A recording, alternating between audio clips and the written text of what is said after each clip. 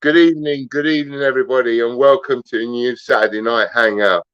Take a seat, grab a pencil and a pad, and sit down, because I'm Big Mike, and this is Saturday Night Sit Down. First of all, let me bring on the first member of our team. He's my very good friend. He's the man who's in charge of the controls. It's Mr. Gage Johnson. Gage, good evening, sir. How are you? Good day, Mike. How are you today? I'm very well, my friend. I'm excited to be here. Sorry about the delays, guys, by the way. The next person to join us, we don't have the F, but we have the A. He's a very good friend of mine, is Mr. AJ from F&A Bulls. What up, everybody? AJ, good afternoon, my friend. Good evening. It's earlier where you are, so it's still afternoon. So good afternoon to you too, sir. Good afternoon to you. Good night to you. I'm quite excited for tonight, bro. And last but not least, the youngster of the gang, Mr. Logan himself. What's up, Logan? Hey, how you doing, bro? I'm sorry to tease you about being the youngster, but you know, and that, guys, is a new team for your Saturday night. So here we are, everybody. Guys, just introduce yourselves really quickly, guys. Just tell people really quickly who you are and what you're about, and then we'll just work around the table. Just really quickly, guys. Nothing dramatic. I'm Gage Johnson. I'm the clown scientist. I breed mainly clown ball pythons and combinations. This is going into my 4th breeding season, and I'm looking forward to it. Great, fantastic. AJ, you, bro? AJ Hudson. I am not Fred. A lot of people think that I'm Fred. Fred's the other guy. But it's been, we started in 2019, so we just missed the COVID baby rush of messing with blackhead and the asphalt stuff. Nice. And Leka, this is your first season of breeding, right? You've been keeping for a few years now, but this should be your first season of breeding. Am I correct? Yes, sir. Yeah. And we've got a few locks in, about 8 or 10, maybe. So should be expecting eggs. Right, you're expecting your first set of eggs this year, right? Absolutely. So, guys, apart from Ledker being what should we call him, a first year locker, you know, we got over 100 clutches between the other 3 guys on the panel, and as you can see, I've put a little thing across the bottom, and you can see the type of things that we're going to be covering here, including humidity, hotspots, basically all the good stuff. And as it comes across the bottom there, the 1,000 gram wool, one of the biggest ones. So, guys, everything really is revolved around feeding, because feeding is everything that is going to take you towards your end goal of keeping a healthy bull python that's going to breed successfully. Now, I've got a clutch of eggs that I've got over there, and one of the things we're going to do along the way is we're going to actually take that clutch of eggs, and when those animals have shed out next week, we're going to weigh each one of those animals. We're going to weigh the size of the rodents that we're using here, and together, all of us here and you guys in the audience, we're going to track these animals and see how their feeding affects their growth. So we're going to weigh them once they shed and that they're ready to start eating. We're going to weigh them on a Saturday night. I feed every Sunday, and then what we will do is we'll look at the amount of weight of food that we're putting into them and see how much weight they're retaining every month, and watch their growth and how their weight changes as they eat. So this is going to help you guys on the first road to what we're going to talk about, which is to do with how an animal feeds, and then how it goes on. Now, you got to understand as well that I'm feeding frozen forward only. I'm pretty sure that even though the gentlemen here with me tend to feed predominantly frozen forward, Guys, Gage, when you have a newborn baby, you'd always start with live, though, right? As a rule, Correct. or you, right? I And always you start with live. I always start with live. and AJ, would you always start with live? Yeah, we start with live unless, of course, they won't take, and then we try to use a smaller ASF. Try to stay away from the little gummy bear rats, as Mike puts it. Ain't no nutrition in them. Right. That's the thing as well, guys. This is the first thing we're going to talk about, because when it comes to feeding, there's a lot of people using like a little wrap up and something like that to give to an animal. We're going to go through weights and stuff once we're not on this intro program, to just tell people, hi, we're here and what we're going to be doing. We're going to go through weights and stuff. I'm going to ask the boys, because I don't have such things here, to weigh some little wrap pups and stuff. And so we can see the difference between the weight. Right, so I'm going to just start there. The difference is straight away that, as a rule, I tend to feed mice off the bat when an animal is born. And this is based on the theory that if you think about a ball python in the wild, that rat pup, guys, you'll have to help me here, because you're the guys that breed the rats. That rat pup, it doesn't leave its mother's side, right? It will be on and around its mother, and it In the will be nesting zone at all times. Yeah, it would just straight up stay in the nest. It ain't moving nowhere from the nest. and guys, that the mother rat is super defensive around her babies, right? I've heard you guys say that Gage particular, that he tries to handle his rats so that they don't bite him so much when he's trying to remove the babies. Is that correct, Gage? Correct.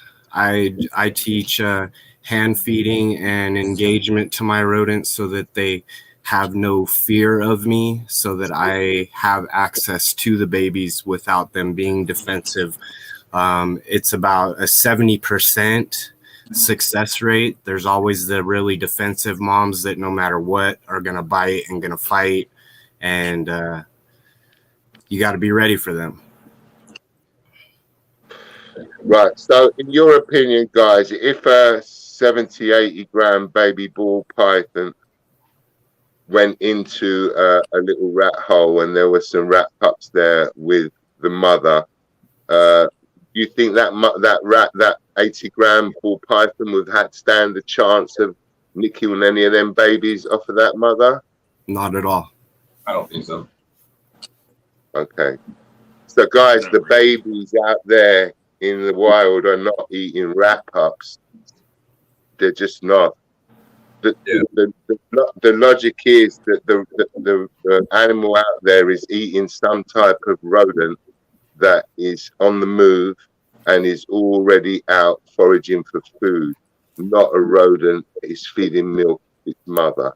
Right. Something so with bones and like actual gut load and stomach that's working and like taking in nutrients itself, therefore passing nutrients onto your snake. Like, right, exactly. And so then when you start your animal, I know that AJ tries to start most of his animals on ASFs instead of rats, because he feels that he can have an ASF that is a better size and mature rodent for his ball python. From the same size, if it were a rat, it would just be a ball of lard. Logan, you've bred both Norwegians and ASFs, right? Yeah. And I know you as well, AJ, you breed both. And I know, Gage, that you tend to keep to Norway and some mice, right, Gage? Am I correct? Correct. ASFs are illegal where I am. we Okay. also do mice too, just for the real picky ones. We Okay. don't call any of mice though. Okay. I'm here to tell the people out there, because obviously in the UK we have ASFs. We call them something different. We call them multis over here. But just like in the US, the multis are expensive. that technically the Norways are fairly cheap to buy in, but ASFs are quite expensive over here. So they're more than double the price of a Norway, basically, for the size. So a lot of people would shy off using ASFs unless they were producing them themselves, because it would be just like you guys tend to produce rats because it's expensive to buy them in. We tend to buy Norways because ASFs are expensive to buy in. And so immediately, personally, I start with mice. There isn't any issue swapping your animal over from mice to rats. These gentlemen here, they've all seen my paperwork. Next week, hopefully, when these animals have shed out, I will get them out in a second, just to show them a little bit to people to see, so they can have a quick look at them. But once we get these animals shed and we weigh them, we'll start to weigh the rodents, and then we'll start to track the animals. And then we'll just take it from there. I'll go and grab this little clutch of animals so I can just show everybody what's going on.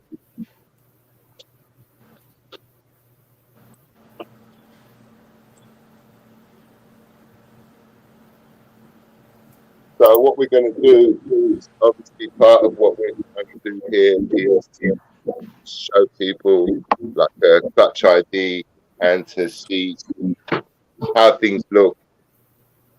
You see, my little table got folded over. I tried to be set up and smart here, and it didn't work. So let's just have a little look at this. Sorry, guys, we are not very technological and stuff like that. So if you're expecting glossy delivery of that stuff, unfortunately, we're probably not the guys for it. So there is this clutch here. There we go. So as you can see, these animals. This is last clutch of 2022. Even they were born in 2023. Animal hasn't been paired since March 2022. So this would be a two clutch for me. Again, guys, we're going to talk about that. But look, these animals arrived in December the 1st, and this girl hadn't been paired since March. So this goes to show you about sperm retention, things like that. Because sperm retention is a serious thing, right, Gage? Sperm retention is a very controversial subject that we will be covering. Yeah, there's a whole lot of ins and outs and facets of sperm retention.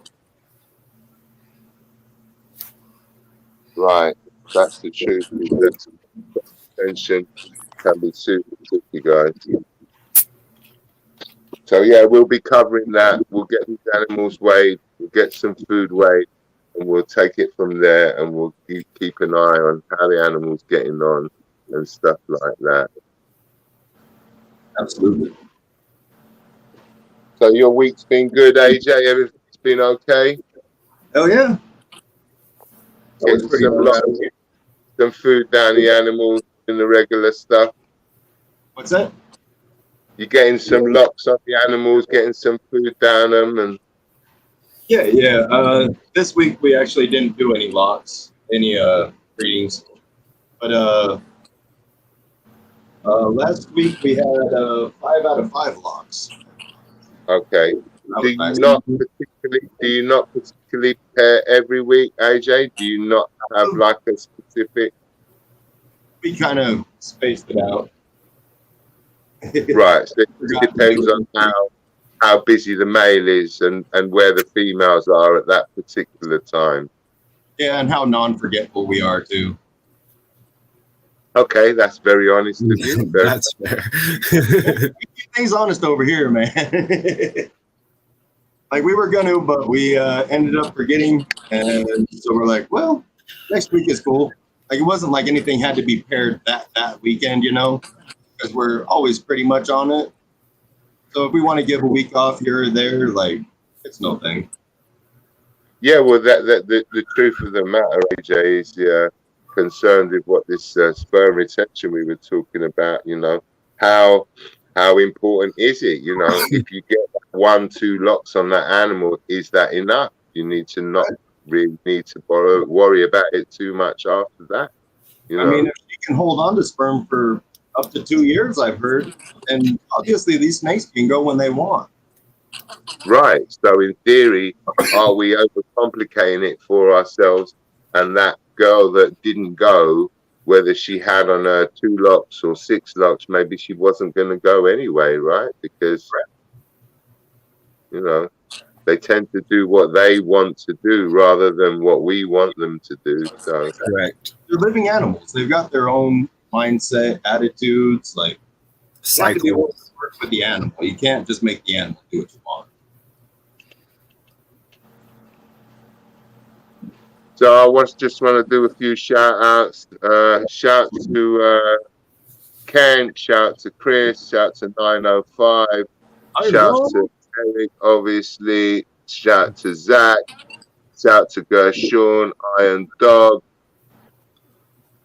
Snakes for the Memories, Pip Stalker. I can't keep up. That's the only comment, the people that I can see on here. Eric, too. Yeah, I've got them all, I think. And thank you for anybody, Ricky Gill as well. How often? It's actually Ricky G the third. Okay, so G3. Yep. Ricky G3. Hold up, 4. So Ricky, we feed all of us mostly weekly, right? That you're a weekly feeder, right, AJ, and you, Gage. I know that for sure. And Yes. as far as I know, Ledka, you're at least once a week, and sometimes you shorten it, don't you, a little bit by 2 days, maybe. Guys, this is because all of us agree that an animal should eat when it wants, and that we feel that we want to bring an animal's weight up and get it to a nice size. If you feed bi-weekly, then you normally find that people that feed bi-weekly tend to feed bigger prey items. Would you tend to agree with me, guys, that if somebody, all right, let me put it another way, Gage. If somebody told you, Gage, you're only allowed to feed your animals every 2 weeks, would you or would you not instinctively be looking to feed them a bigger meal to keep them covered up for that 2 weeks? Correct. Yeah, and would you two guys down there, Logan and AJ, would you agree with that as well? That if somebody insisted that you were only allowed to feed your animal every 2 weeks, right? So if you feed your animal every 2 weeks and you give your animal a large rodent, it's no wonder that it takes your animal 10 to 12 days to chop that rodent up and go to the toilet, because that large rodent is, and it was brilliant that which one of you guys that came up with that analogy that give somebody an ice cube and ask them to swallow it in whole or to cut it into some small pieces and swallow it. Right, there you go. Logan came up with this the other day, guys, and listen to this. This is brilliant. Imagine that I give you an ice cube out of a freezer and I tell you swallow it whole and then break it into 3 pieces and then swallow it. You're going to hurt more to swallow the one large piece, right?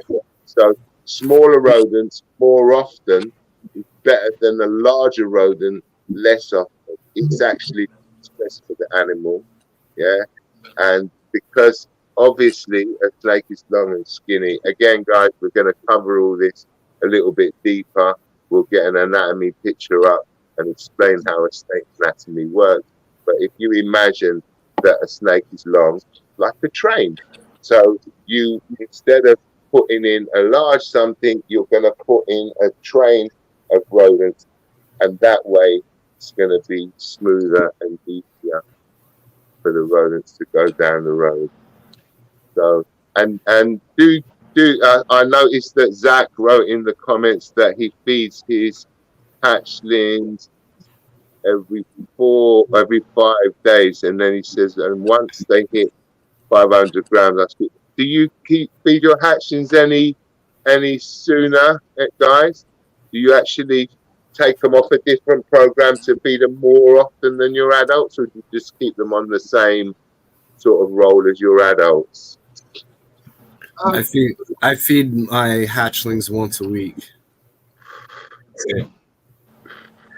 So you don't shorten it for the hatchlings and then bring them out to a different level. I don't either, guys. Don't get me wrong. Actually, for me, partly it's because if you want to be smooth and you want to run a slick system, slick system, then you want to be able to do everything on a flow. And I personally would see it that why would I want to be feeding rodents on 2 different days of the week? And if I'm feeding that animal every 5 days, actually the day of the week is going to change every week, right? Because it's got to be 5 days. That means I don't even know what day I'm feeding those hatchlings. I've got to sit there with them. In 3 weeks' time, it's going to be a Tuesday.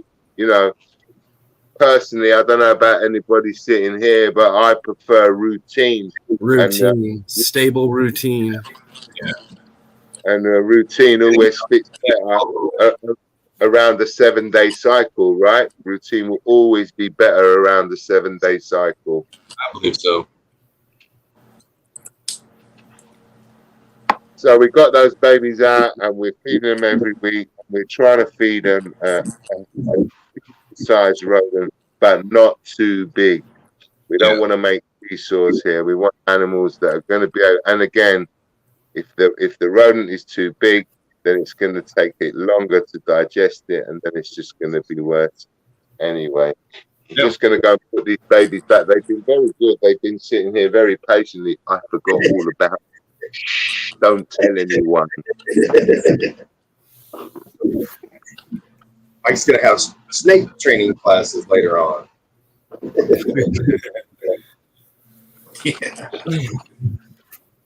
Well, you say that with AJ, you were. I'm pretty sure it was you with me with Lindsay from Pico the other morning, and she said to us, "My snake's gonna yawn in the next 30 seconds." Yeah. And literally on cue, this snake just yawned. Was just so impressive. So impressive. She knows her animals. There's no doubt. Definitely. So, guys, just to let you know that what we're going to be doing is that after we finish the show, we're normally just going to rant and mumble for about an hour. Once we finish the show, we're going to shut down. We're going to take a little rest, and then we're going to open up a show for some of our friends to join and to do it as a wider show, maybe to cover the topic that we've been covering on the day, and then just have a more relaxed show. Normally, guys, this is going to be on either Logan's or on Gage's channel. Logan at the moment is having problem with his McDonald's supplied internet, as KG would say. And Gage is just busy setting his stuff up because he's very new and even fresher than me. So Gage will be another week or so. So what we're going to be doing is we're going to shut this down at some stage. You can all go and your kids, tuck them up, put them in bed, and then if you want to have a more relaxing, less structured thing, then we'll have it there. Guys, if you've got any questions, put them in the chat. We'll try to answer. If you've got any ideas, any problems, or if you want any topics covered, you can hit any one of us up. Obviously, if you want to ask about genetics, certain one of us are using certain genetics. We might be better for something than others. And if you want to know anything about rodents, as growing rodents and looking after rodents, don't message me because I buy my ones all frozen and they sit in the freezer, so I can't. Apart from, we're just going to try to weekly cover these topics. That this week is more of a introductory to us, so you can understand where we're at and where we're going, and to understand how the structure of the show will be and stuff like that. So we're just going to do it like that. I'm just going to start opening up with more to do with the feeding, and sort of talk about how I would feed, and to talk about why I use the mice as a starter, because the idea is that you don't want to keep the animal, and guys, for the guys in the States, technically for you this is different but easy in its own right. You just have to know when to cull your rodents to make sure that you have a varied size. Again, the guys will tell you this because I have no idea. The Norwich, they grow quite quickly, don't they, Gage? So before you know it, if you miss the boat, they're too big for your snake. Right. But the ASFs are a little bit easier lead cut, right, to handle, in the sense of you can keep an eye on them, and you have a slightly bigger window to choose that rodent, like a 2-3 day window rather than 24 hours. I hear Gage talking about if I don't feed them off one day or cull them off one day, the next day they're too big. Yeah, absolutely can be. It seems like it, yeah. The ASFs are a little bit more stable, right? Right. Noris grow really fast. Yeah, the ASFs do have a little slower growth, so you can definitely pick them out. You have more time to pick them out in that window, for sure. Right. And then I presume that if you had extra litters going, even though the litters were born at the same time, that some of the animals would be bigger stroke smaller than others, right? So yeah, you're always going to have your ones that get more milk, and your weaker babies that get kind of pushed off to the side. So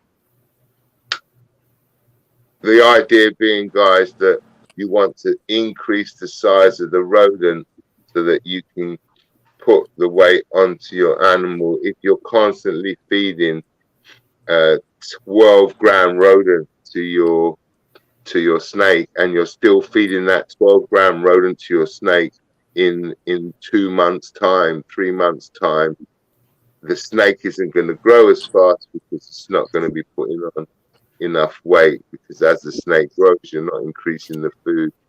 Do you try to sorry, Logan, you know, for you, bro, because that we're talking about them hatching, I feel bad for you because you're just nodding your head tonight. But you look good. Why didn't you have a shave? I told you to have a shave so you look like the best of the family, and you didn't have a shave, Logan. yeah, he shaved over here, a little over here.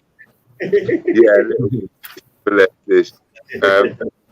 Do you try to consciously, guys, look at the size of the rodent that you're giving to your hatchling and try to increase it on a sort of bi-monthly basis and stuff? I mean, this obviously works for animals that we're growing, not just babies, right?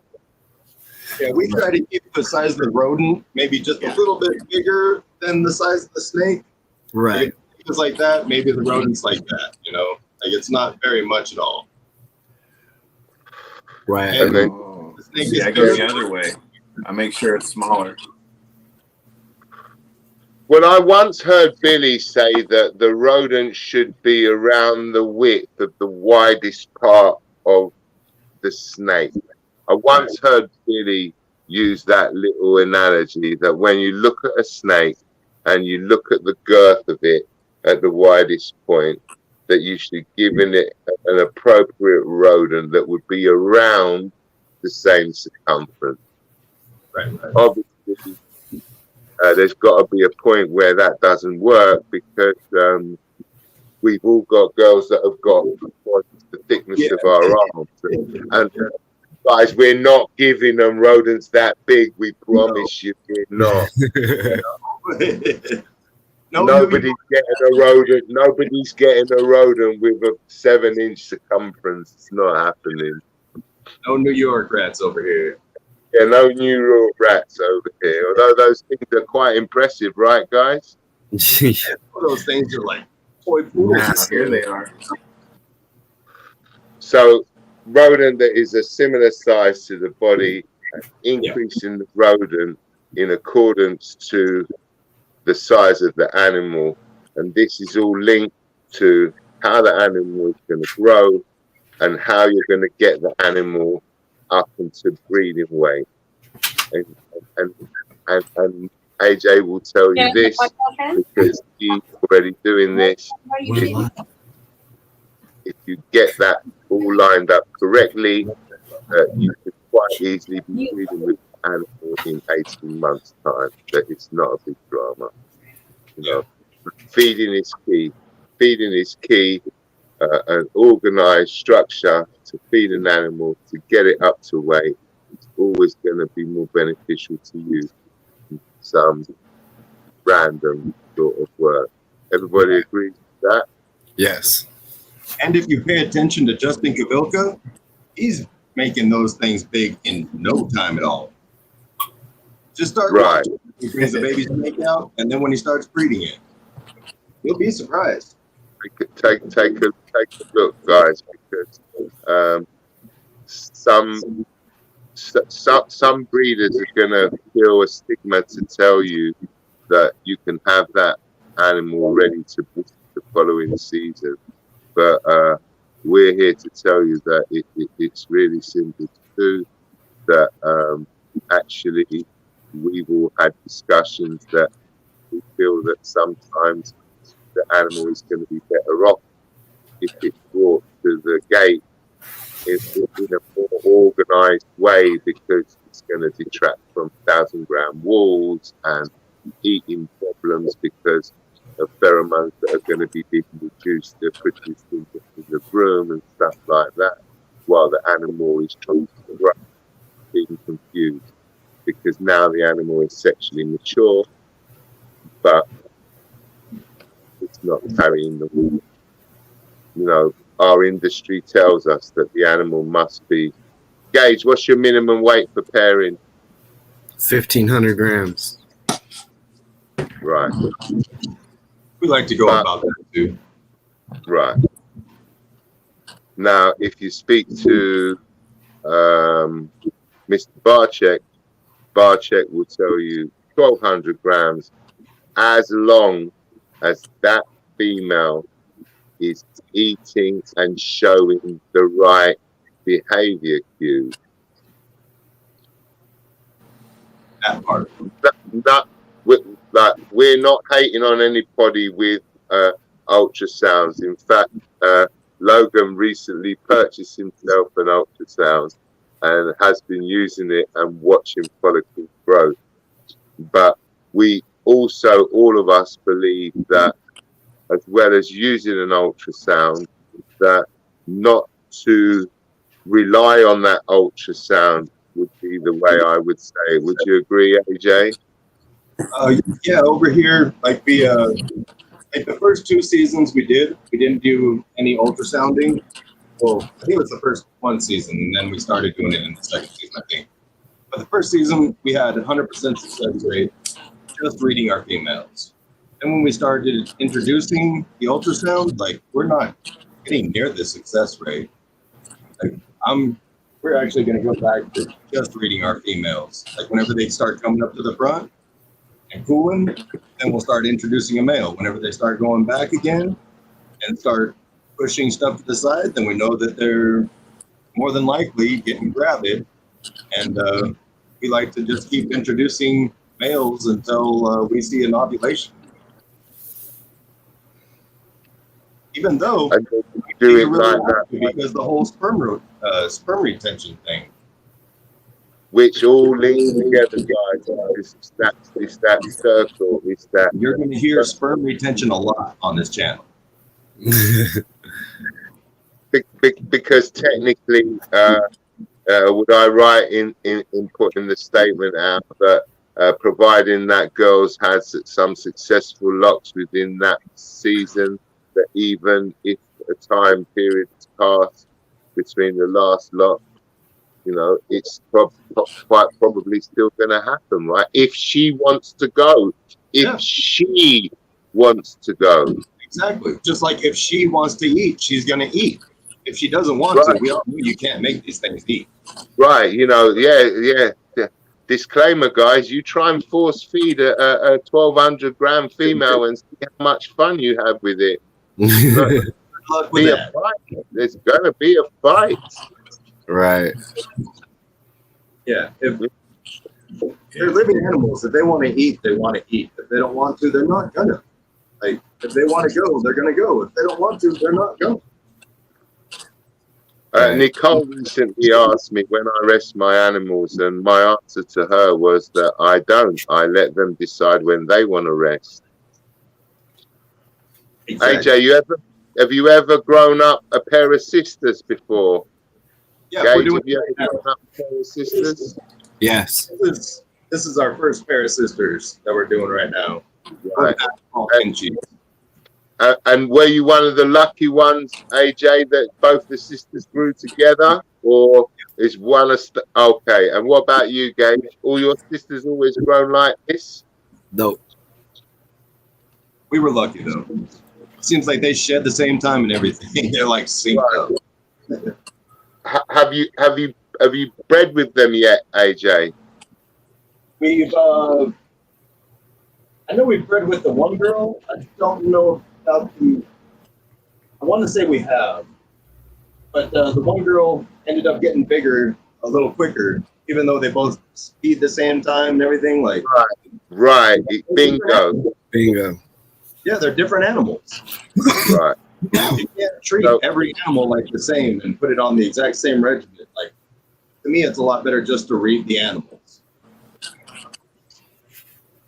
Yeah, no, I think we're kind of all in agreement in that that the ultrasound is useful if you have it, and if guys, if somebody donated me an ultrasound, I wouldn't start going round tomorrow and checking every animal, because for me personally, I would want to use an ultrasound towards the end of the season if I was struggling with a few females that I was struggling to read them because they hadn't produced a clutch yet, but they were still showing good size.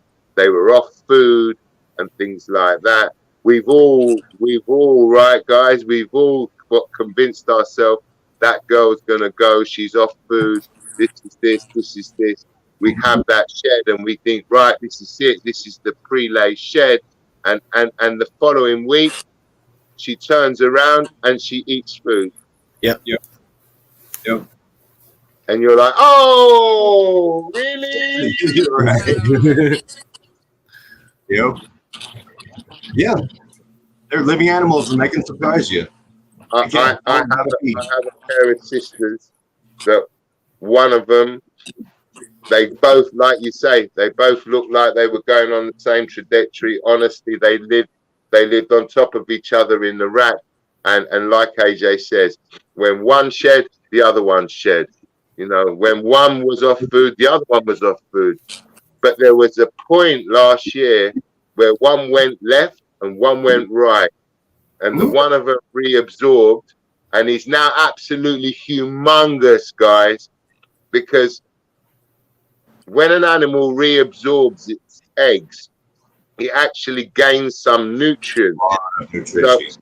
So an animal that reabsorbs is going to approach the following season in a better condition than an animal that slugs out. Yes, absolutely. Yes. Because there's some nutrient to be gained from the reabsorption of that clutch of eggs. Obviously, there's just effort in producing a clutch of slugs. Right. Yeah. So I've seen it myself, guys, that, you know, that these animals will go like that. Now, the one of them, I haven't paired her yet because she laid fairly late. She was second last clutch of the year. And the other one, she looked humongous. So a yin and a yang, guys. That basically what happens is that every animal will do what it likes, and you just have to keep an eye on it and see how we're gonna do based on how that animal is behaving. Right. Exactly. AJ says they come to the front, they go to the back. You've got to understand, what does being at the front mean? What does being at the back mean? Yeah. Correct. Is there anything here? Hutch, what's happening? Good to see you, Stan. Good to see you. Thanks for coming by. 905, I think I got you earlier, bro. If I didn't, 905. We're doing 10, 900 gram female. How many? What does Chris? What do you mean by that? That people are breeding 900 females? He's saying that. Yeah, he's just saying that people are breeding pretty early. Right.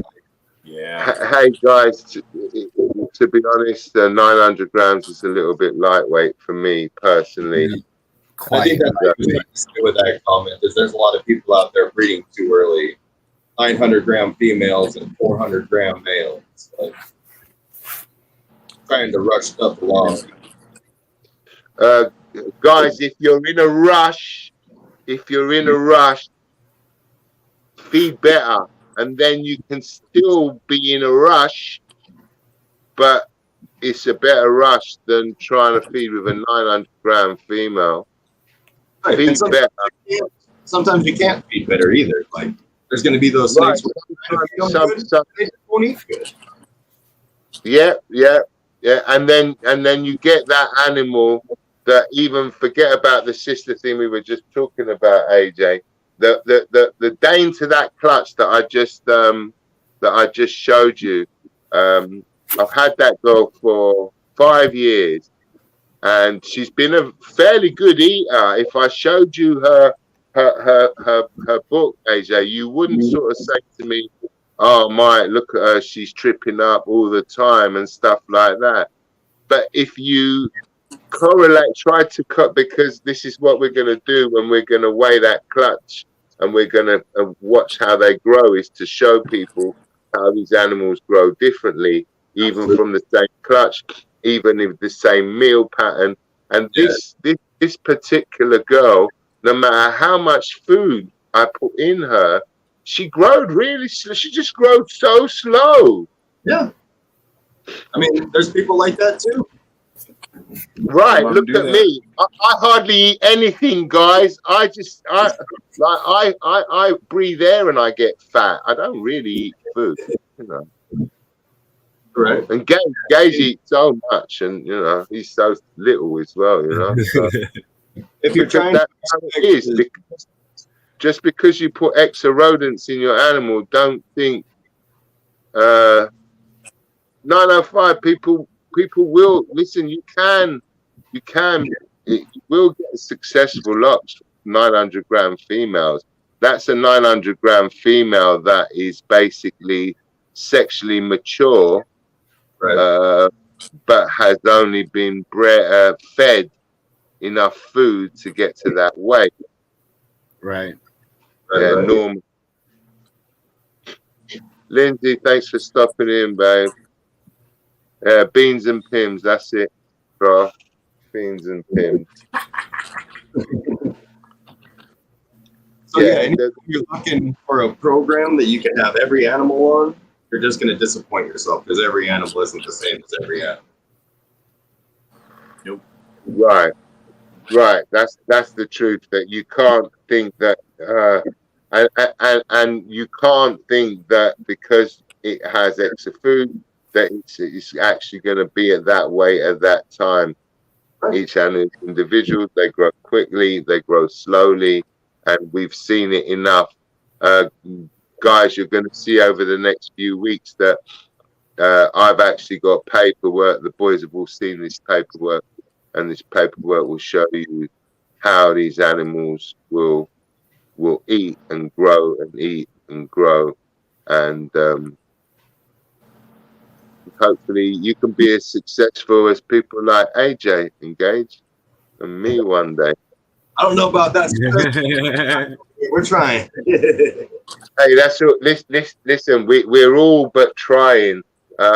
People shouldn't beat themselves up and shouldn't get stressed because if you lose the fun doing this, have fun. Right. Because it otherwise it's just going to be stressful. Gage has a heart failure when I tell him, yeah, you know, Gage, in a few weeks' time, I'm going to lock the breeding off, and that's going to be it until October. And Gage does like this to me. He says, no, don't say that. Don't say that. And I think that comes all with the same thing. Like, if you're looking for every female to be on that season, you might be disappointed with some females too. Like, right, because even if you get that girl that you get her up to weight and you put her on the scales, she's 1,600 grams. It's October. Everything seems perfect. She's at the weight. The time of season is correct. You pair her with the male. You see visual locks. And you don't get no eggs. Yeah. So guys, it happens. It's pretty normal, right? That anybody that thinks that anybody that tells me, yeah, for the last 10 years, I've been breeding 10 snakes per year and I've been getting 10 clutches per year. I tell you what, can I get the lottery numbers off you, please? right.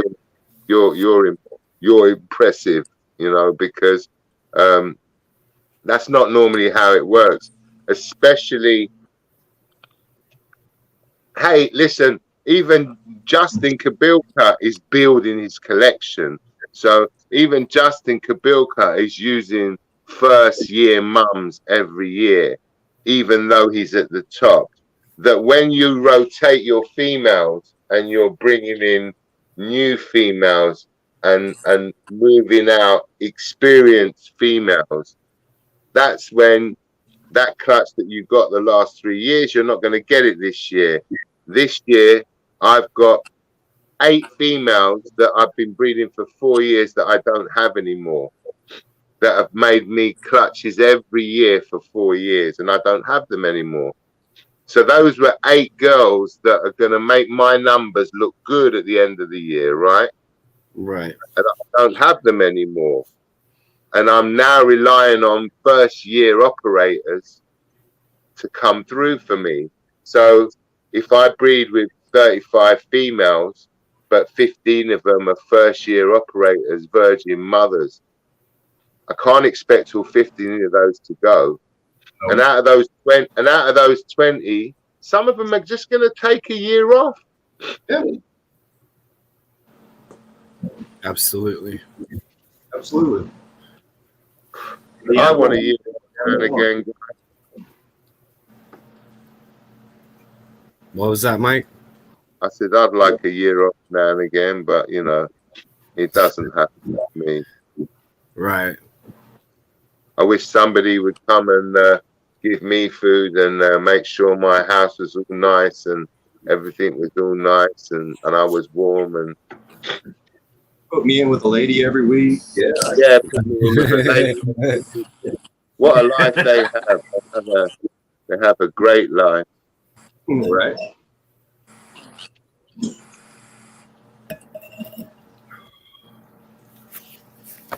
Yeah, and like Gabe was saying too, man, make sure your rodents have a great life too. Oh yeah, absolutely. Happy rodents, happy snakes. Building the relationship with them so they don't bite. Like, let them be happy rodents. Like, thank them for what they're doing. Yeah. And feed them good, because that for sure is super important, right? That what you put into your rodents is what you're putting into your snakes. Yep. I don't have that control. That's one part that I don't have control of, that all 3 of you guys, you have control of, because I'm sort of putting the trust in the company that supplies me with the rodents, right? Right. Whereas you can change your food and do different things to make things work in different ways. I agree. It is nice being able to do that. I think that a lot of our snakes look really good and grow real fast because the rodents we use are high quality because we take care of our rodents. Like, right, but the thing is, when you say good quality, you can talk about the food that goes in it, and it makes me chuckle a little bit because in the UK, somebody will tell me, "Oh, these are good quality rodents," and I look at them and I tell them, "Well, huh?" Like for me, it's frozen, it's in a bag. Like I didn't feed it. It kind of doesn't mean anything to me. I tell them a good quality rodent to me is when they pack them nicely in the bag and all the heads are the same way and all the tails are facing the same way, so that when I take them out of the bag to defrost them, they all fit neatly on my tray because they've been packed nice and neatly. And for me, it sounds silly, but that's as far as looking at quality I can do, because for me, it's completely different, right? Because I'm not producing those rodents. You know, I'm going to ask a really stupid question now, guys. I'm sorry to ask this. Can you actually tune how your rodent will grow by the type of food that you give it? Will it grow more fatty quickly if you give it a type of food, and more muscle turn slowly if you give it a different type of food? Right. If you give it a high quality protein based food versus like a low quality, like fatty dog food, the difference in your rodent is huge.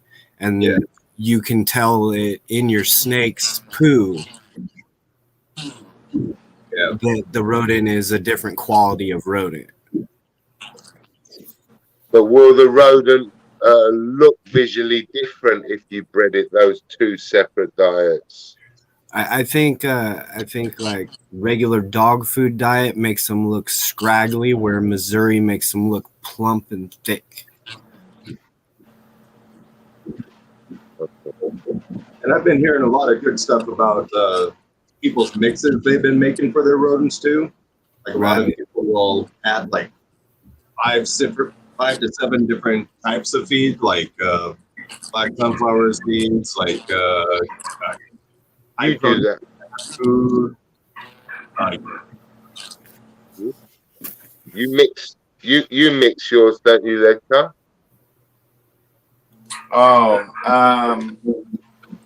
Yeah, I give them a little bit of the what's black oil sunflower seeds, and then the ASFs. I give them like a little bit of cat food, like 30% protein cat food. It's Pat, isn't it, from Dragon Soul, that's got this formula.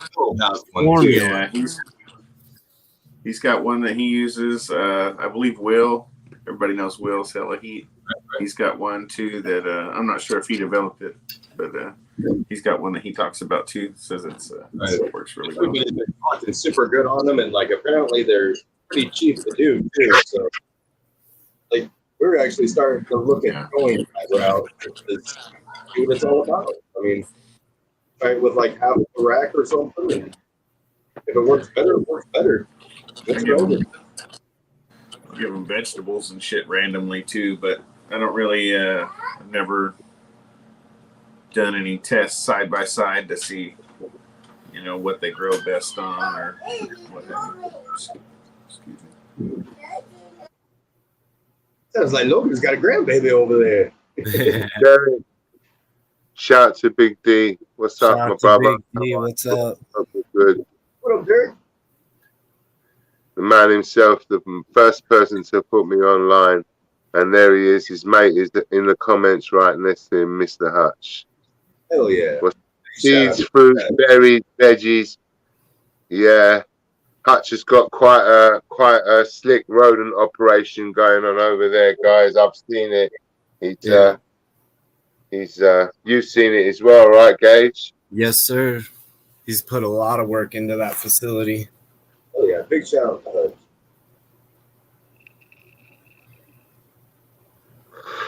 Hello, little lady. Look at that. We've got a special guest appearance on the show tonight. Hey, kiddo!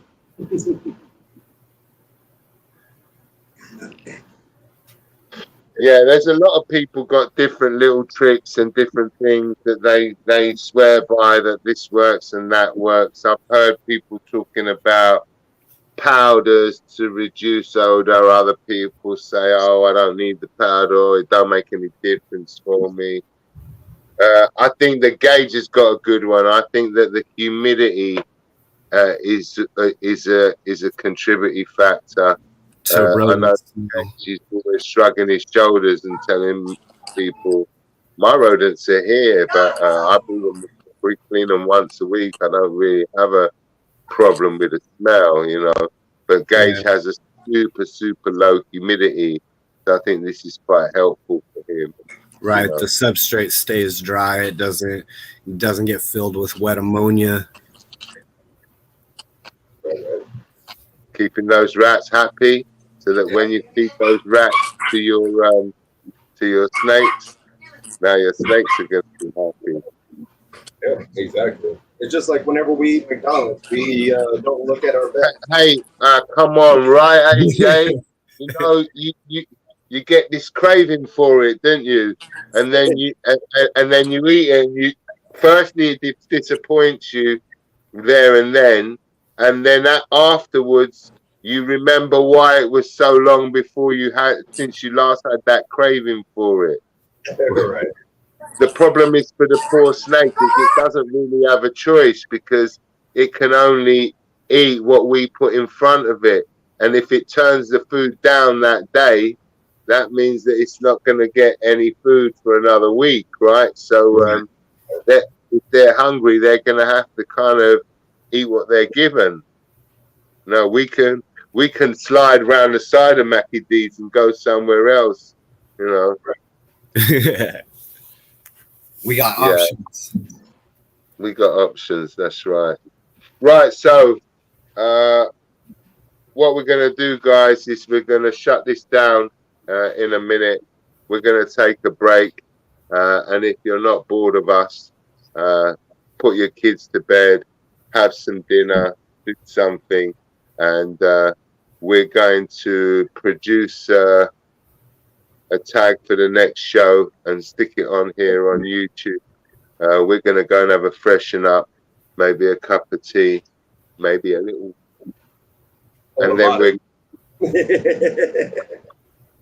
we're going to be back on here. We're going to invite a few of our friends up here on the panel, and then we're going to have a little chill. From next week, guys, we've just tried to talk a little bit sort of openly to make the hour go this week, but from next week, we'll be running specific things where we're going to talk about the same thing for the whole week, and we're going to open up a Q&A at the end of the show, or we might do the Q&A depending on how the show is run. We might do the Q&A on the after show. You know, people, we're very fluid, very easy, as you can see.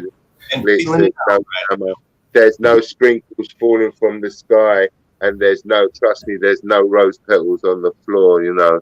So what we do here is we just want to sit here, and basically these are the conversations that the three of us have when we're sitting backstage every day, every week. And so all we wanted to do was to have the ability for other people to just listen to us bullshitting, because that's all we're doing. This is just four guys sitting around passing the time, because these guys are all mad people and they're up at all crazy times, up at the dead of the morning. And so we get that little bit of time together where most people in the UK are still sleeping, and most people in the US are already sleeping. Exactly. So that's when we have our little bit of time together. So next week we'll have a focus. Gage will be throwing up some pictures in the middle and showing what's going on about what we're talking about. And welcome to the channel, guys. That's a wrap. Thank you, everybody, for showing up. Take care, everybody. Thanks for coming. For now, thanks for coming, everybody. Take care. Oh yeah. Peace.